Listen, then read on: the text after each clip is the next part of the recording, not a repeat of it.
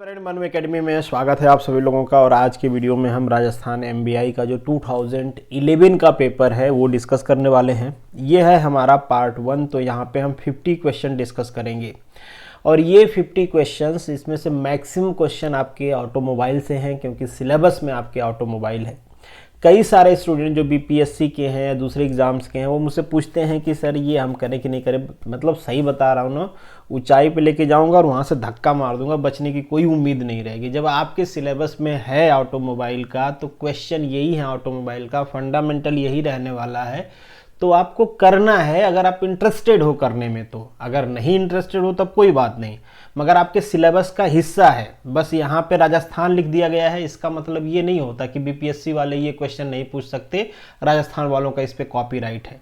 तो ये इस टाइप के क्वेश्चंस ना पूछा करें। आपके सिलेबस का जो भी चीज़ हिस्सा हो, चाहे वो कहीं पे पूछा गया है, उसको करिए आप। मैंने पहले ही कहा है कि जो डिफरेंट स्टेट्स हैं जहाँ पे ये एग्ज़ाम्स होते हैं और ऑटोमोबाइल उसका पार्ट है, उसके पेपर खोल के पढ़िए, सोल्यूशन करिए, सॉल्व करिए, वही क्वेश्चन आपके एग्जाम में आने वाले हैं।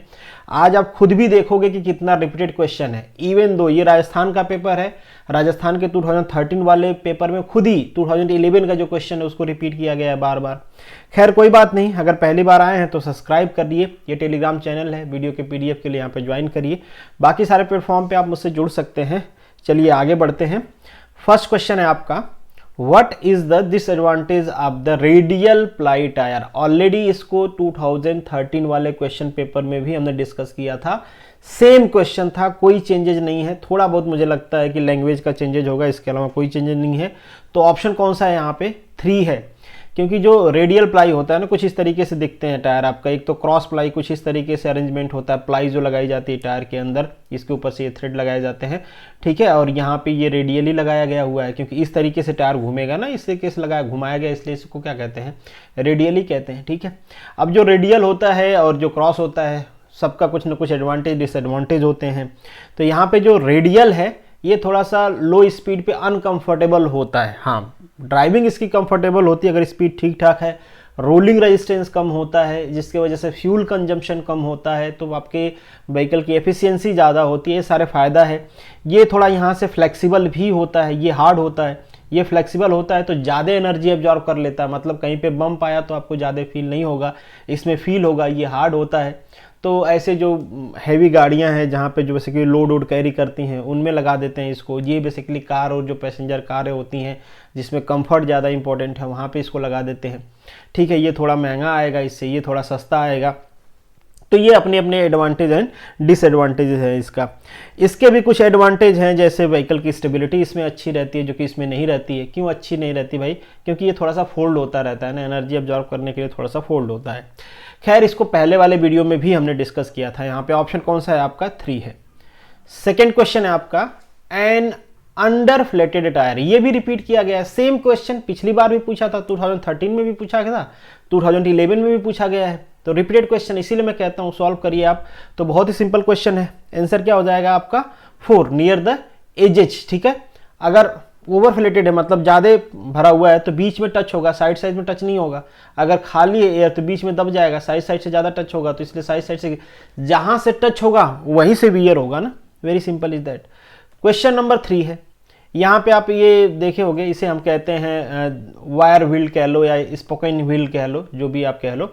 और यहाँ पे पूछा गया है कि the type of wheel which can not be used in the tubeless tyre. तो इसको यूज़ करोगे भैया कैसे करोगे? इधर से एयर नहीं ली होगी, तो एज सच कुछ ऐसा इंसुलेशन का आया नहीं है, ठीक है। क्योंकि ये जो अब यहाँ पे साइकिल का नज़र आ रहा है तो घबरा मत जाना। पहले जब पुरानी गाड़ियाँ आप देखोगे ना, बाइक वाइक, तो उसमें इस टाइप का आता था, अब नहीं आता है, अब उसको हटा दिया गया है। अब एलॉय व्हील्स आती हैं, तो ये है नहीं अभी। बट आंसर कौन सा है आपका? ये यहाँ पे सेकेंड है। क्वेश्चन नंबर 4 है, the purpose of tyre rotation. Simple है, ये भी रिपीट किया गया है। देखो स्टार्टिंग के 4 क्वेश्चंस रिपीटेड हैं आपके 2013 वाले पेपर में। 2011 का क्वेश्चन है ये, 13 में भी पूछा गया था, 11 में भी पूछा गया है।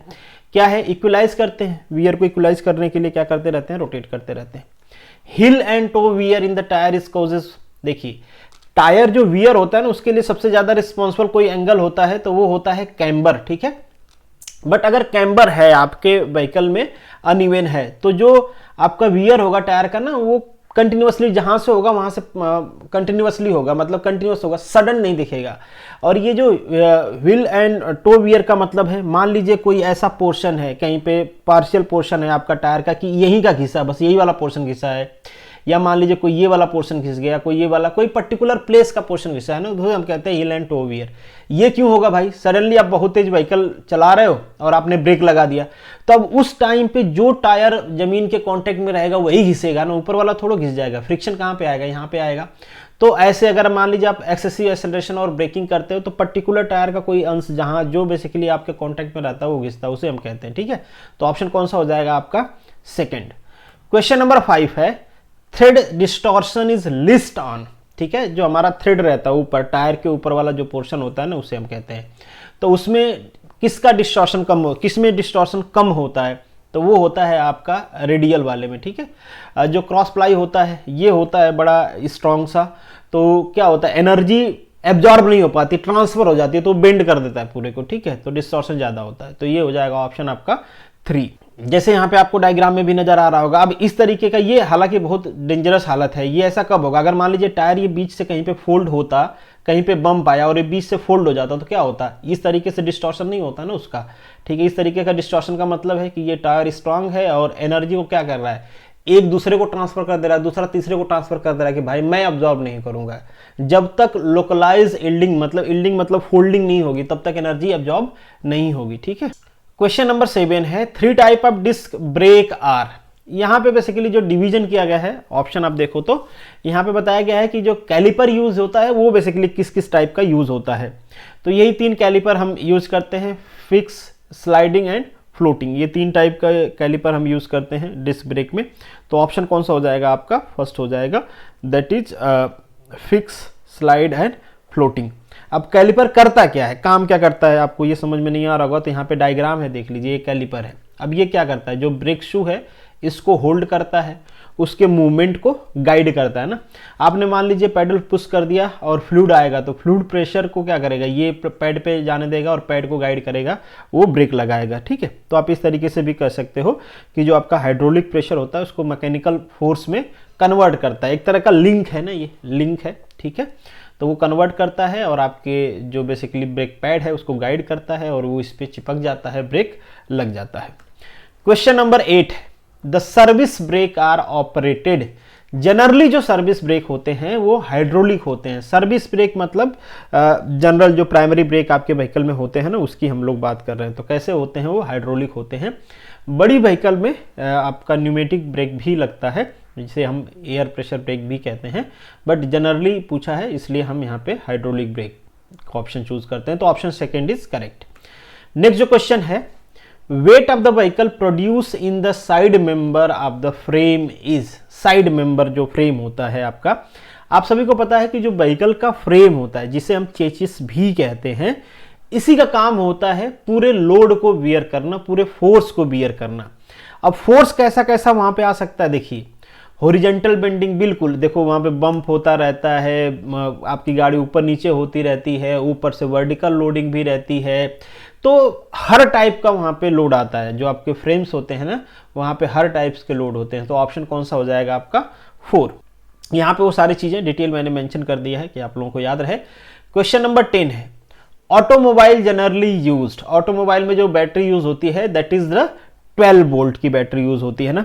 टोटल 6 सेल होते हैं, एक सेल में 2 प्लेट्स यूज किए करते हैं हम लोग, और एक जो सेल होता है ना वो 2.1 वोल्ट का होता है। ठीक है, टोटल कितने हैं? 6 हैं। तो अगर ये फुल्ली चार्ज हो जाती है, तो कितना हो जाएगी? 12.6 वोल्ट। ठीक है, तो अगर आपकी बैटरी फुल्ली चार्ज है तो मिनिमम कितना दिखाएगी? 12.6। इससे ज़्यादा भी दिखाती है वो चार्ज डिपोजिशन की वजह से। ठीक है, बट मिनिमम इतना दिखाएगी। और आपकी व्हीकल स्टार्ट कब होगी? जब यहाँ पे वोल्टेज जो शो कर रहा होगा वो 12 से ज़्यादा होगा, 12 या 12 से ज़्यादा होगा। इससे कम हो गया ना तो फिर आपकी बैटरी, आपकी व्हीकल स्टार्ट ही नहीं होगी। क्वेश्चन नंबर 10 है, in truck the system wheel braking employed is. कौन सा ब्रेक होता है? न्यूमेटिक होता है। अब आपके मन में सवाल आएगा कि न्यूमेटिक का यूज हम क्यों करते हैं? यहाँ पे एयर होती है, वो कंप्रेसिबल होती है, हमको अलग से कंप्रेसर की जरूरत पड़ती है, उसको मोटर की जरूरत पड़ती है चलाने के लिए, फिर कंप्रेस करते हैं और ये पूरी कंप्रेस लाइन होती है। इसका कई सारा रीजन होता है। एक तो रीजन यही है कि जो हैवी व्हीकल होती हैं उनमें जनरली पीछे एक ट्रेलर लगा होता है ना, ट्रॉली जिसे हम कहते हैं ना। अब हाइड्रोलिक ब्रेक के सामने प्रैक्टिकली ये चैलेंज होता है कि फ्लूइड को आपको इधर से इंजन साइड से ऑपरेट करके पीछे लेके आना, एक लंबी फ्लूइड लाइन हो जाएगी, ठीक है। दूसरा बड़ा चैलेंज होता है कि अगर हाइड्रोलिक ब्रेक है ना, थोड़ा सा भी कहीं पे लीक हुआ तो ब्रेक काम नहीं करेगा, कुछ भी हो जाए, थोड़ा सा लीक हो गया आपका काम खत्म। बट ये ऐसा न्यूमेटिक ब्रेक में नहीं होता है। न्यूमेटिक ब्रेक में थोड़ा बहुत या थोड़ा ज़्यादा लीकेज भी है तो थोड़ा कम काम करेगा, बट वो काम करेगा, ऐसा एकदम बंद नहीं हो जाएगा हाइड्रोलिक ब्रेक की तरह की अब क्या करें, ठीक है। और दूसरा हमें आसान होता है न्यूमेटिक को लेके जाना, क्योंकि एक्सेस अमाउंट में एयर अवेलेबल है, लीक हो आए जाए क्या ही फर्क पड़ता है, नहीं तो ठीक है, तो थोड़ा इजी पड़ता है, सस्ता पड़ता है, इसलिए उसको इधर सस्ता इन द सेंस कि एयर के कंपैरिजन में ना। बाकी उसमें एडिशनली आपको कंप्रेसर लगाना पड़ता है, मोटर लगाना पड़ता है उसको कंप्रेस करने के लिए, बट प्रैक्टिकलिटी के हिसाब से देखें तो हमारे लिए थोड़ा सा अच्छा होता है हैवी व्हीकल में, या फिर जो ट्रेलर हम यूज़ करते हैं जिन व्हीकल में उसके लिए। तो ऑप्शन कौन सा हो जाएगा आपका? 1 हो जाएगा। क्वेश्चन नंबर 12 है आपका, break lining contain mainly asbestos material होता है ये, इसमें यूज़ करते हैं ब्रेक की लाइनिंग में। अब कैसे मटेरियल यूज़ करोगे ना, जो थोड़ा सा थर्मल को सस्टेन कर पाए और जिसका थोड़ा फ्रिक्शन अच्छा हो, तो ये सारी प्रॉपर्टी होती हैं उनकी। तो ऑप्शन कौन सा हो जाएगा आपका? 3 हो जाएगा। बहुत सारे मतलब मटेरियल होते हैं, अब मैं उतना डिटेल में नहीं जा रहा हूँ। इनऑर्गेनिक मटेरियल, ऑर्गेनिक, मेटालिक, बहुत सारे मटेरियल हम लोग यूज़ करते हैं, बट अभी के लिए ऑप्शन कौन सा है आपका? 3 है। क्वेश्चन नंबर 13 है, during braking action the push rod directly operate the primary piston. आप जैसे पुश करते हो ना, वहाँ पे जो कनेक्शन होता है, जो रॉड लगी होती है उसे पुश रॉड कहते हैं, वो प्राइमरी पिस्टन सिलेंडर को ऑपरेट करती है, ठीक है। तो ऑप्शन कौन सा हो जाएगा आपका? सी हो जाएगा। अब प्राइमरी पिस्टन और सेकेंडरी पिस्टन तो मुझे लग रहा है आप लोगों को सभी को समझ में आता है ना। Master cylinder, master piston cylinder, जहाँ पे फ्लूइड को आप कंप्रेस करते हो, फिर वो भेजता है फ्लूइड कहाँ पे? सेकेंडरी पिस्टन के पास ना, जो आपके व्हील के पास लगा होता है सेकेंडरी पिस्टन ना। तो इस तरीके से कुछ ऑपरेट करता है ये। नेक्स्ट जो क्वेश्चन है आपका, clutch facing are usually attach to the plate by, किससे अटैच होते हैं ये?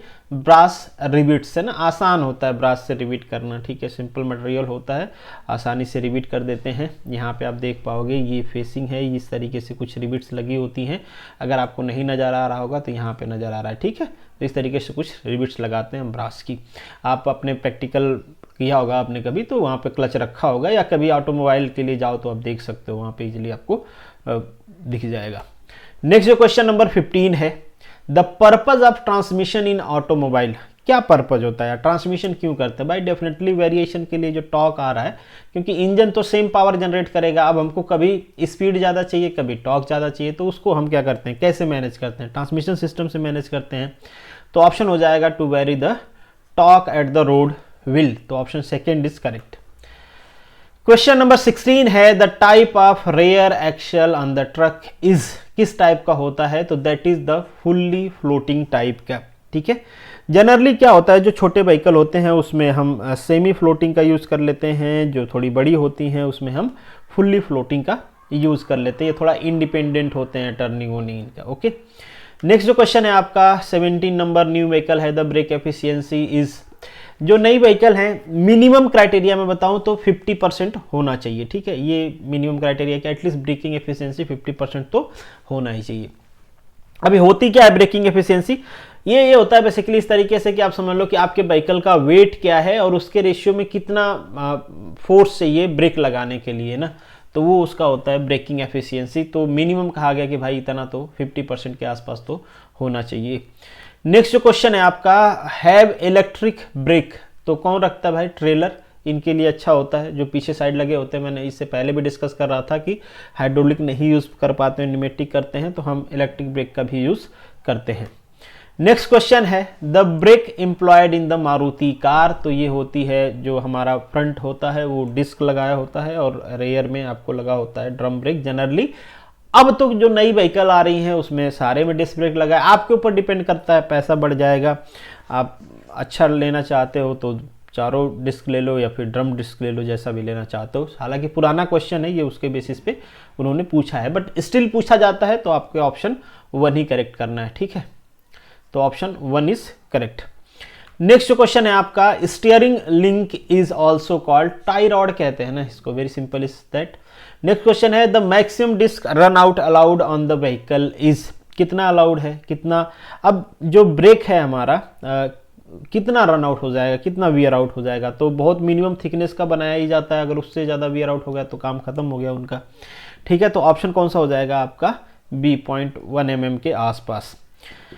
नेक्स्ट क्वेश्चन है आपका, the smallest gear inside the differential casing are, क्या होती है भाई, सन गियर होती है ना सबसे छोटी वाली, और सन गियर के आसपास सारे घूमते रहते हैं, तो the central gear is the sun gear, क्योंकि सन के साथ जैसे बाकी सौरमंडल घूमता है उसी तरीके से यहाँ पे सन गियर के आसपास जो प्लेनेटरी गियर्स होती हैं वो सारी घूमती रहती हैं।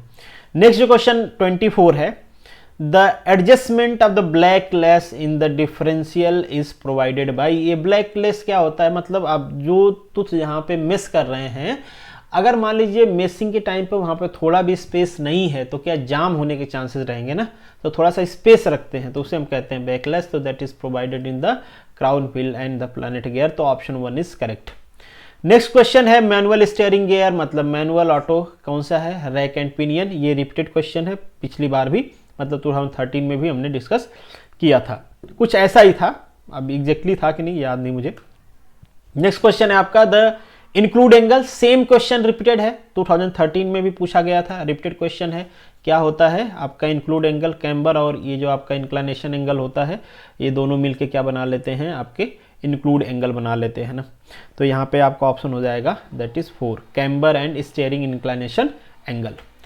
Question number 27, fading of the brake occurred, कब मतलब फेड कब होगा ब्रेक, अब जब ब्रेक का यूज करोगे तभी फेड होगा ना, तो ड्यूरिंग द कंटिन्यूअस एप्लीकेशन। देखिए इसमें थोड़ा सा कॉन्फ्लिक्ट भी था, ये ऑप्शन कई जगह पूछा गया है, महाराष्ट्र में पूछा गया था, गुजरात में भी पूछा गया था, आपके यहाँ भी पूछा गया है, तो ये ऑप्शन दिया गया है। बट ब्रेक एक फेड हो जाएगा, कब हम कहेंगे कि वो ब्रेक फेड हो गया है, जब उसकी जो ब्रेक लाइनिंग है ना वो खत्म हो जाएगी, तो मैं ज़्यादा अप्रोप्रिएट मानता हूँ यहाँ पे 4th को, बस मेरे मानने से कुछ नहीं होगा, क्योंकि जो आंसर कीज कई सारे जगह पे दिए गए हैं, कई सारे जगह पे मतलब जीपीएससी की मैं बात कर रहा हूँ वहाँ पे दिया गया था, ये सेकेंड ऑप्शन आंसर की दिया गया है, तो आप प्रीफर्ड है कि आप ये करें सेकेंड, ठीक है, क्योंकि वो थोड़ा सा क्या सेंस में, किस सेंस में वो पूछ रहे हैं, तो fading of brake occur during continuous application, या फिर कब कहेंगे कि कोई ब्रेक फेड हो गया या खराब हो गया है, जब उसकी लाइनिंग खराब हो जाए, ठीक है, तो दोनों सेंस बनता है, बट ठीक है आप भी चूज करना।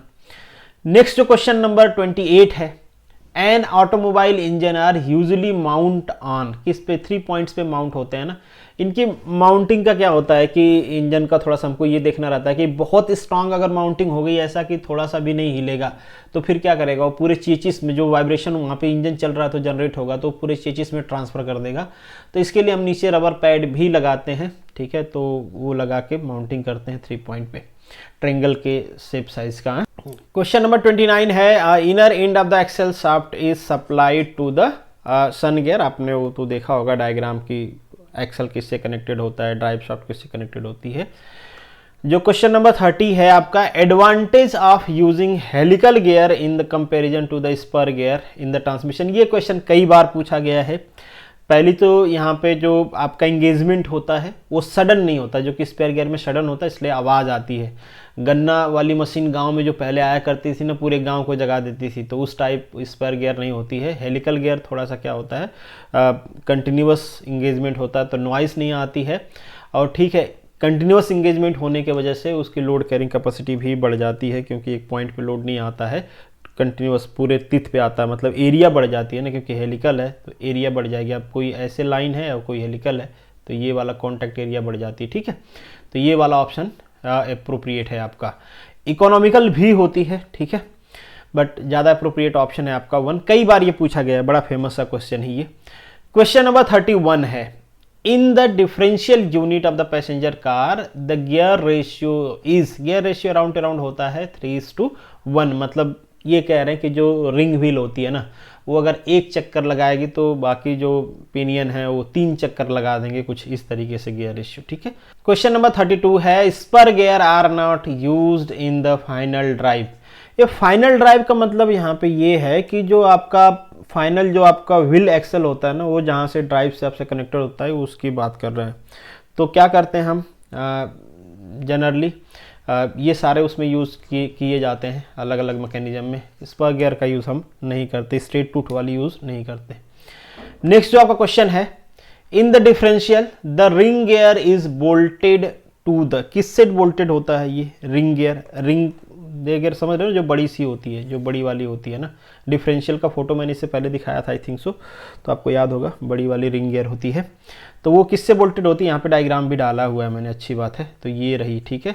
और ये आपकी बात कर रहे हैं ना, तो ये किससे बोल्टेड है? ये देखो इससे बोल्टेड है। इसे क्या कहते हैं हम? इसे कहते हैं डिफरेंशियल केस। अगर ऐसे समझ में नहीं आ रहा तो ये वाला देख लो आप, इस तरीके से होता है, या बोल्टेड किया गया होता है, ठीक है। इसको थोड़ा सीधा करके यहाँ पे लगा दो। तो ऑप्शन क्या हो जाएगा आपका? 3 हो जाएगा। नेक्स्ट जो आपका क्वेश्चन है 34, shackle with the leaf spring, ये क्या करता है? लेंथ को थोड़ा सा चेंज में हेल्प करता है ना, कि बम्प वम्प आए, रोड अनइवन है तो थोड़ा जो चेंजेज हो उसके वजह से उसको कंपनसेट कर देता है। तो ऑप्शन क्या हो जाएगा आपका? 1 हो जाएगा। किसकी हम लोग बात कर रहे हैं? हम लोग इसकी बात कर रहे हैं, ठीक है। तो ऑप्शन 34 का दैट इज 1। नेक्स्ट क्वेश्चन है 35, ऑटोमोबाइल हेडलैम्प। रिपीटेड क्वेश्चन है, पिछली बार भी डिस्कस किया था, इस बार भी डिस्कस कर रहे हैं। क्या है आपका? पैराबोला होता है, सॉरी ये सेकंड नहीं है option, option 4 is correct, parabolic होता है ना। Question number 36, circumferential groove are provided on the automobile tyre. क्यों प्रोवाइड किया जाता है? ताकि ग्रिपिंग अच्छी हो। तो मतलब यहाँ पे सारे ऑप्शन आपके सही हैं, स्किडिंग ना हो, ग्रिपिंग अच्छी हो, ट्रैक्शन प्रॉपर आए, ठीक है। और चूंकि स्लिपिंग नहीं होगी तो लोड कैरिंग कैपेसिटी भी बढ़िया होगी, ठीक है। तो ऑप्शन नंबर आपका 4 करेक्ट है। Question number 37, for identification car has red colour of tail light. Red colour की लाइट होती है, जैसे आपकी हेडलाइट जलती है, पीछे रेड कलर की लाइट भी जलने लगती है, ब्रेक लाइट भी होती है। बट जो आपकी कंटिन्यूस लाइट होती है वो उसकी शाइनिंग थोड़ा ब्रेक वाले से कम होती है, ताकि ब्रेक लगाओ आप तो पता चल जाए कि गाड़ी अब ब्रेक लग रही है, ठीक है। नहीं लगाओ तो भी कंटिन्यूसली रेड लाइट जलती रहती है। वो किसके लिए होती है भाई? देखने के लिए ना, पीछे से कोई उड़ा ना दे। नेक्स्ट जो क्वेश्चन है 38, the commonly use material for the insulator in spark. क्या बोलते हैं? एल्यूमिनियम ऑक्साइड, या फिर उसे बोलते हैं हम एल्यूमिना। नेक्स्ट जो क्वेश्चन है 39, maintenance free battery. Maintenance free battery मतलब वो जो इलेक्ट्रोलाइट का लेवल चेक करो, चेंज करो, फिलअप करो, उस टाइप का काम नहीं होता है। प्रॉपरली सील्ड होता है, कुछ भी आपको अपने तरीके से नहीं करना है, ठीक है। तो उसे हम कहते हैं मेंटेनेंस फ्री। तो ऑप्शन क्या है? Has lead calcium plate grid, ठीक है, ये होता है इसमें। उसमें भी क्या होता है? उसमें 2 प्लेट्स आपको अलग अलग मटेरियल की होती हैं, जैसे पॉजिटिव वाले को हम लेड ऑक्साइड, नेगेटिव वाले को लेड, ठीक है। तो खैर यहाँ पे ऑप्शन क्या है आपका? 2 इज करेक्ट। नेक्स्ट जो क्वेश्चन नंबर 40 है, the spark occur when the spark occur. अब यहाँ पे ये जो ओपन पॉइंट लिखा है ना, ओपन पॉइंट का मतलब जो कॉन्टैक्ट ब्रेकर का पॉइंट होता है, contact breaker point is open, तो उस टाइम पे स्पार्क क्या होता है? अकर होता है। तो ये ओपन पॉइंट से कंफ्यूज मत होना, ओपन पॉइंट क्लोज पॉइंट मतलब ये किसकी बात कर रहे हैं? कॉन्टैक्ट ब्रेकर की बात कर रहे हैं, ठीक है। तो कॉन्टैक्ट ब्रेकर ऑपरेट किससे होता है? आप सभी को पता है, कैम शाफ्ट से, जो डायरेक्टली ड्रिवन होती है आपके क्रैंक शाफ्ट से, ठीक है। नेक्स्ट जो क्वेश्चन है आपका, the capacity of the battery is determined by the plate. ये भी क्वेश्चन पहले कर लिया हमने। तो नंबर ऑफ सेल कितने होते हैं वो ऑलरेडी बता दिया आप लोगों को। नेक्स्ट जो क्वेश्चन है आपका, automobile starting motor are. Generally हम यूज करते हैं शंट और सीरीज दोनों यूज कर लेते हैं। शंट मतलब पैरेलल, सीरीज मतलब सीरीज, आप समझ ही रहे हो। तो ऑप्शन 3 इज करेक्ट। कुछ इस तरीके का मोटर होता है, आप लोगों ने देखे होंगे अगर कभी कार और अपना मेंटेन करवाया हो तो। नेक्स्ट जो क्वेश्चन है आपका, the contact breaker gap is set by dual meter से हम लोग करते हैं कि जो गैप है उसको कैसे सेट करें, ठीक है। तो बेसिकली एक मेजरिंग, इससे मेजर करके सेट करते हैं एंगल हम। नेक्स्ट जो क्वेश्चन है 44, the capacity of N automobile engine condenser is approximately. अब यहाँ पे जो कॉन्टैक्ट ब्रेकर है ना, उसके क्रॉस हम एक कंडेंसर भी लगाते हैं। पहले बार भी, इसके पहले भी क्वेश्चन आया था कंडेंसर से रिलेटेड, ठीक है। तो कितने का लगाते हैं, क्या कैपेसिटी होती है उसकी? तो that is around 0.2 micro Faraday. तो ऑप्शन नंबर 1 करेक्ट है। नेक्स्ट जो क्वेश्चन है आपका, टिपिकल रेंज ऑफ स्पेसिफिक, ये सारे रटने वाले क्वेश्चन हैं, तो होप्स हो कि आप इसको याद रखोगे। Option 3 is correct. ये सिंपल सा क्वेश्चन है, आपको पूछा गया है, तो P क्या हो जाएगा भाई, PF, मतलब यहाँ पे T दिया हुआ है ऑलरेडी आपको, तो 300 मल्टीप्लाई 15 आप कर दो। वेरी सिंपल इज दैट ना। फोर्स, डिस्टेंस, ये वेलोसिटी है तो डिस्टेंस अपन टाइम हो जाएगा, हो गया ना पावर, तो वर्क बाय टाइम यही तो होता है पावर। टोटल कितना हो जाएगा मल्टीप्लाई करोगे तो आप, तो दैट इज 45 किलोवाट। नेक्स्ट जो क्वेश्चन 47 है, अगेन ये क्वेश्चन रिपीटेड है, ऑलरेडी मैंने आपको थोड़ा सा डेरिवेशन करके भी दिखाया था, लंबा डेरिवेशन होता है इसका। तो ये कितना, टी मैक्स इक्वल टू कितना होता है 3C, मतलब आपका सेंट्रीफ्यूगल फोर्स के 3 के टाइम्स के इक्वल होता है, ठीक है।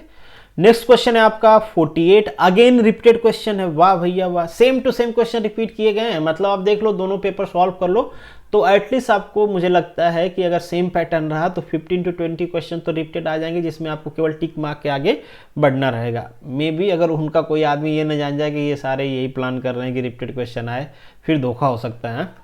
नेक्स्ट जो क्वेश्चन है आपका, the material for automobile gear is alloy steel का यूज करते हैं बनाने के लिए।